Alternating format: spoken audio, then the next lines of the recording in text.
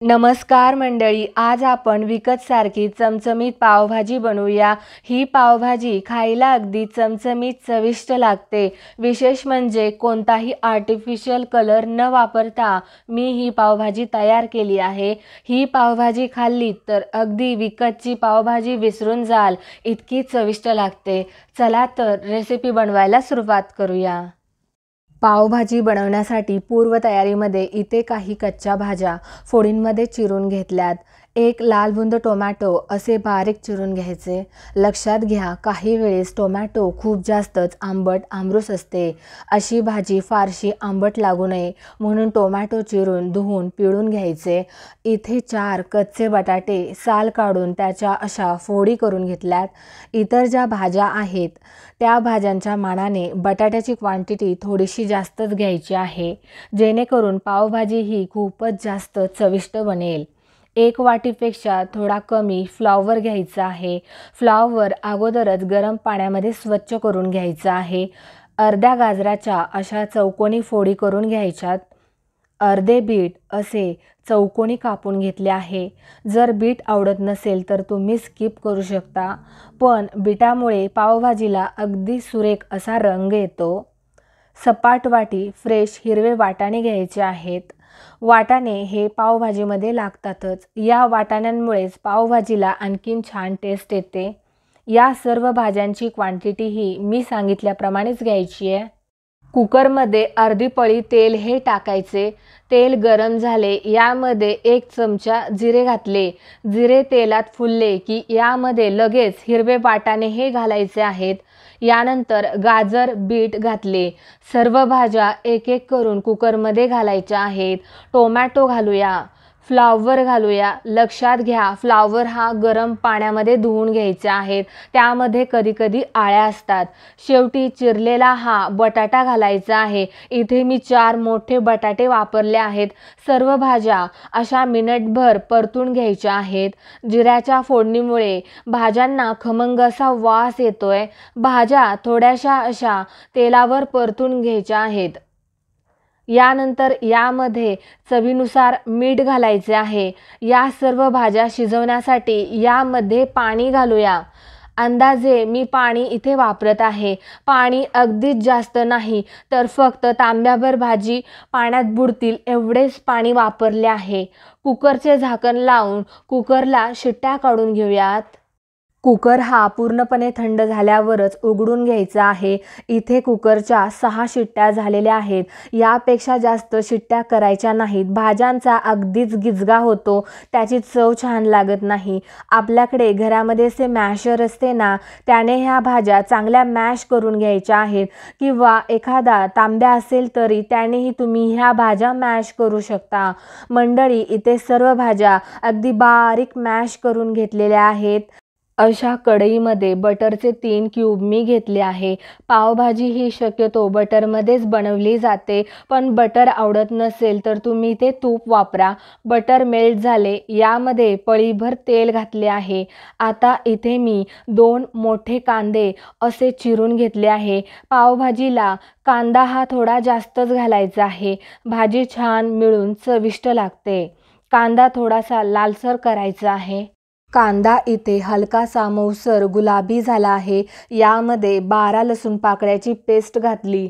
1 आकाराने मोठा आल्याचा तुकडा असा बारीक पेस्ट करून घातला। इथे आले लसूण पेस्ट विकतची न घालता घरीच बनवलेली फ्रेश वापरा। आले लसूण पेस्ट भाजल्यावर इथे 1 वाटीपेक्षा थोडी कमी चौकोनी काप केलेली शिमला मिर्च घालायची आहे। फोडींमध्ये काप केले 3 शिमला मिर्च आहेत। शिमला मिरचीमुळे पावभाजीला छान चव येते। 3 मिनिटात शिमला मिर्च छान भाजून घ्यायची आहे। शिमला मिर्च अशी तेलामध्ये भाजल्यामुळे त्याचा उग्रसपणा हा कमी होतो। अगोदर भाज्यांमध्ये वापरले तरीही पुन्हा इथे अर्धे टोमॅटो बारीक कापून घालायचे। टोमॅटो छान मऊसर करायचे आहे। या स्टेजवर इथे अर्धा चमचा घरातील लाल मिरची पावडर ही वापरायची आहे। तुमच्याकडे जर काश्मीरी लाल मिरची पावडर असेल तर ती वापरली तरीही चालेल। 2 मोठे चमचे पावभाजी मसाला घातला आहे। पाव चमचा हळद पण घालायची आहे। सुरुवातीला भाजी शिजवताना मीठ वापरले, त्या अनुषंगाने इथे मीठ हे वापरायचे आहे. मसाले इथे एकसारखे मंद आचेवर भाजायचे. इथे मसाले करपवायचे नाहीत. असे वाटत आहे की मसाले करपतायत. इथे मसाले करपतायत असे वाटत असेल तर थोडेसे मसाले भाजताना पाणी वापरले तरीही चालेल.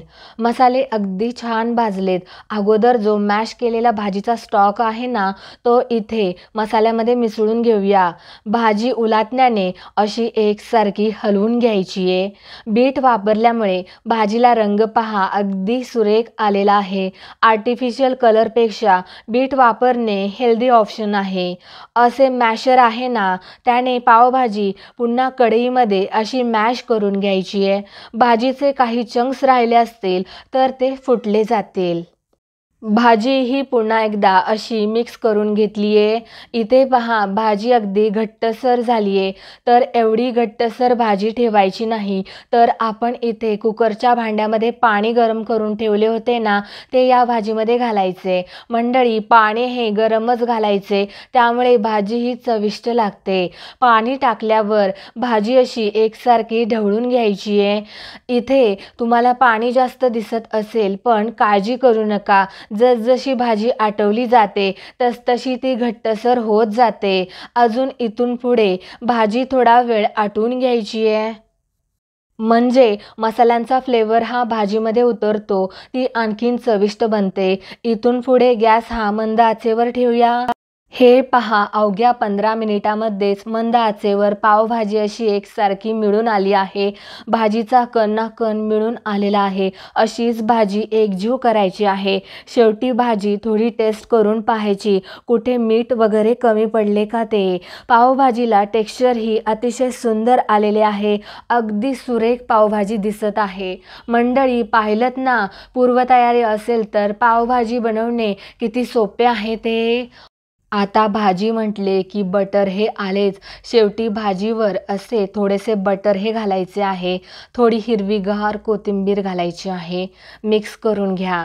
भाजीला थिकनेस ही परफेक्ट असा आलेला आहे. अगदीच तुम्हाला वाटले की थोडे पातळ भाजी हवी तर यामध्ये थोडे कोमट पाणी घातले तरीही चालेल. भाजी ही सर्व करण्यासाठी तयार आहे. भाजी सोबत खाण्यासाठी असे पाव मधोमध कापून घेतले आहेत. तवा घ्या. तव्यावर बटर मेल्ट करून घेतले आहे. यावर थोडीशी कोथिंबीर घातलेली आहे. बनवलेली जी भाजी आहे ना, ती यावर थोडीशी टाकून घ्या. 1 चमचा भाजी वापरली आहे. यामध्ये पाव शेकून घ्यायचे आहे. मी इथे भाजी थोडीच वापरली आहे, कारण पाव खूप ओलसर झाले तर ते खायला व्यवस्थित लागत नाही. असे मसाल्यामध्ये पाव दोन्ही बाजूंनी छान असे रोस्ट करून घ्यायचे आहेत. पाव छान असे रोस्ट झालेले आहेत दोन्ही बाजूंनीही. गरमागरम भाजी प्लेटमध्ये सर्व करूया. वाह, अगदीच परफेक्ट भाजी तयार झाली आहे. भाजी पाहूनच तोंडाला पाणी सुटले आहे. रंगही अगदी सुरेख आलेला आहे. पाहिलत ना मंडळी, भाज्यांची पूर्वतयारी करून घेतली तर अवघ्या 20 मिनिटामध्येच भाजी सहज बनवून तयार होते. यासोबत कांदा, कोथिंबीर, लिंबू घेतला आहे. वरतून थोडेसे बटर देखील घ्यायचे आहे.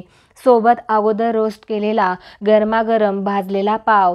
वा, अप्रतिम असे कॉम्बिनेशन आहे. अगदी चमचमीत भाजी बनवून तयार झाली आहे. पावभाजी अगदी घट्टसरही नाही, पातळही नाही, अगदी विकतसारखी पावभाजी बनवून तयार झाली आहे. परफेक्ट पावभाजी ही खाण्यासाठी तयार आहे. अशी ही अप्रतिम चवीची, सुरेख, चमचमीत, चविष्ट पावभाजी एकदा नक्की करून पहा. कशी वाटली तुम्हाला आजची ही रेसिपी?